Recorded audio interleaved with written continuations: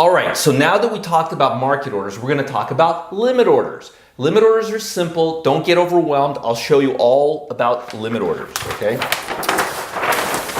So, limit order.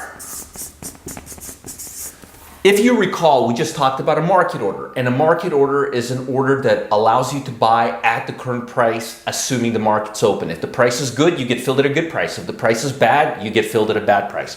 You don't have a choice. Your control is completely given to the market maker who's giving you your fill when you place a market order. Now, sometimes that's fine. When the liquidity is high, when you're trading Apple, when you're trading Amazon, you're not going to get shocked on your fill. But markets move fast, and if you don't want surprises, you want to use limit orders.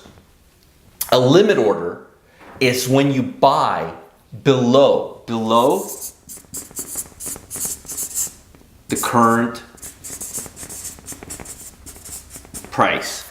All right, you buy below. So if the market's trading at 65, you would put an order at 64. That's a limit order, okay? And similarly, you would sell above current price, all right? So a limit order is when you buy below the current price or when you sell above the current price. So if it's trading at 65 and you want to sell it, you would sell it at 66. That's a limit order because price is not there yet. Price is in a worse position.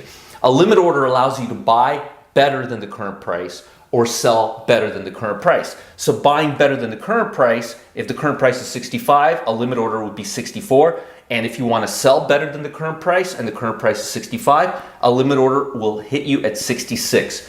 That's just an example. You can place a limit order $10 below the current price, or you can place it 5 cents below the current price. But your order will not get executed till the market hits your price. So the upside of the limit order is you're always going to get your price if the market trades there. If the market doesn't trade there, if the market just goes to 65 from, let's say, 67, 65, and then goes higher, you're going to miss out on your 64 fill and you'll miss out on a trade. That's the downside. You could miss a trade when you're using limit orders because the price can go below your price. That isn't guaranteed to go to your price, and that's just a fact. So you have to watch limit orders if you really want to get filled. The upside of a limit order is you will get filled at your price and not a penny higher if you're buying, or if you're selling, not a penny lower. So you always know where you'll be filled. The question is whether you'll be filled or whether you won't be filled. And there's no guarantees when you're using a limit order. There's absolutely no guarantee that you'll be filled.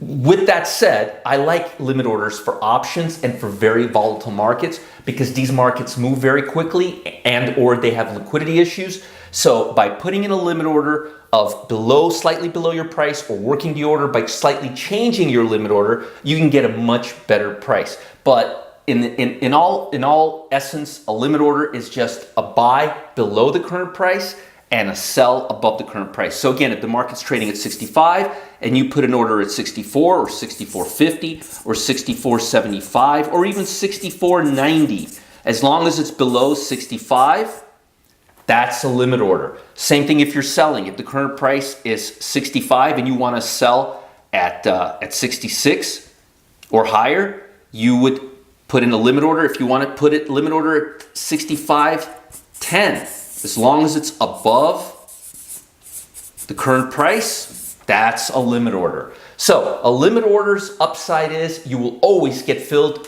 at your price if the market trades there. If the market does not trade there, you will not get filled at your price. So the downside of a limit order is you may not get filled.